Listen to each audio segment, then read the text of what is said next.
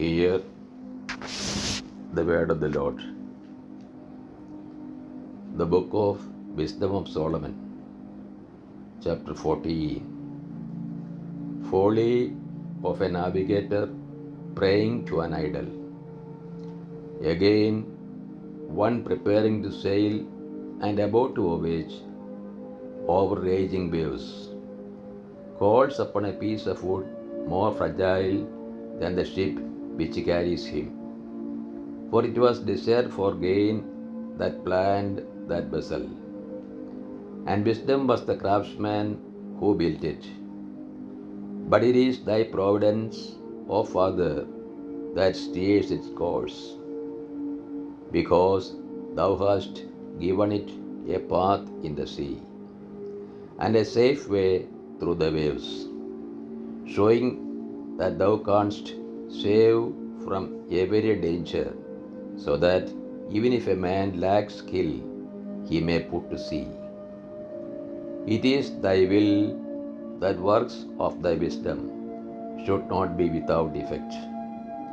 Therefore, men trust their lives even to the smallest piece of wood, and passing through the billows on a raft, they come safely to land.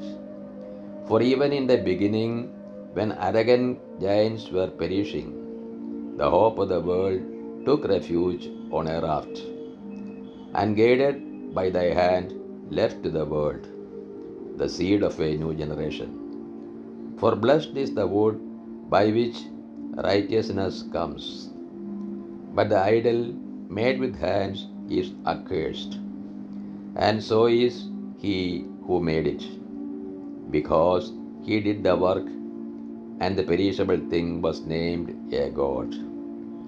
For equally hateful to God are the ungodly man and his ungodliness. For what was done will be punished together with him who did it. Therefore, there will be a visitation also upon the heathen idols, because though part of what God created, they became an abomination, and became traps for the souls of men, and a snare to the feet of the foolish. The origin and evils of idolatry. For the idea of mankind making idols was the beginning of fornication, and the invention of them was the corruption of life. For neither have they existed from the beginning, nor will they exist forever.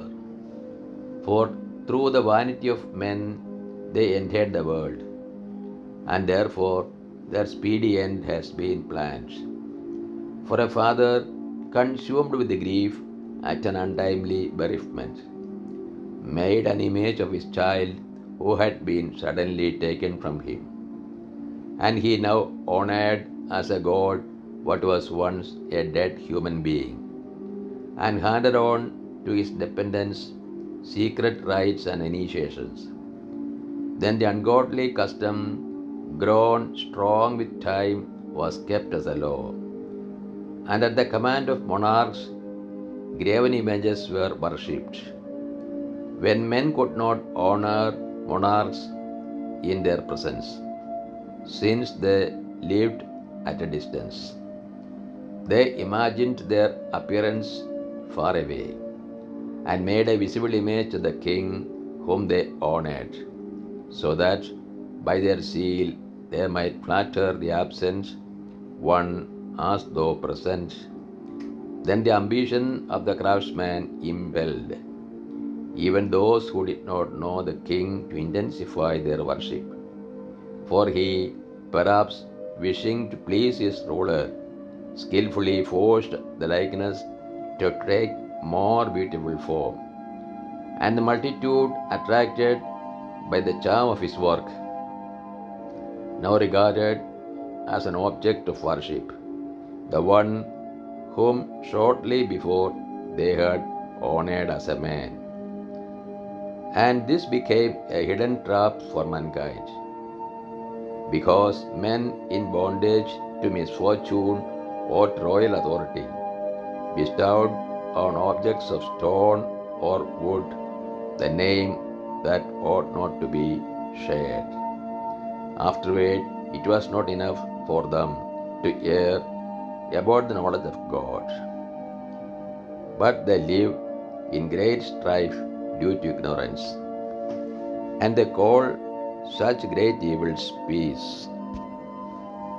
For whether they kill children in their initiations or celebrate secret mysteries or hold frenzied revels with strange customs, they no longer keep either their lives or their marriages pure, but they either treacherously kill one another or grieve one another by adultery.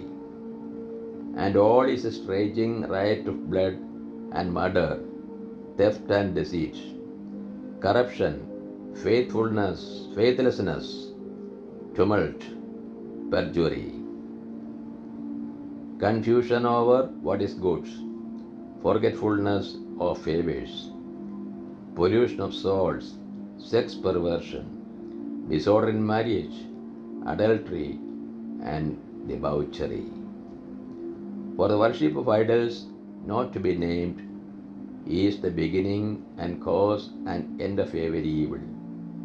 For their worshippers either rave in exultation or prophesy lies, or live unrighteously, or readily commit perjury. For because they trust in lifeless idols, they swear wicked oaths and expect to suffer no harm. But just penalties will overtake them on two counts, because they thought wickedly of God in devoting themselves to idols, and because in deceit they swore unrighteously through contempt for holiness. For it is not the power of the things by which men swear, but the just penalty for those who sin, that always pursues the transgression of the unrighteous. This is the word of the God to us. O Lord, open our heart that you put into practice that which you have revealed to us.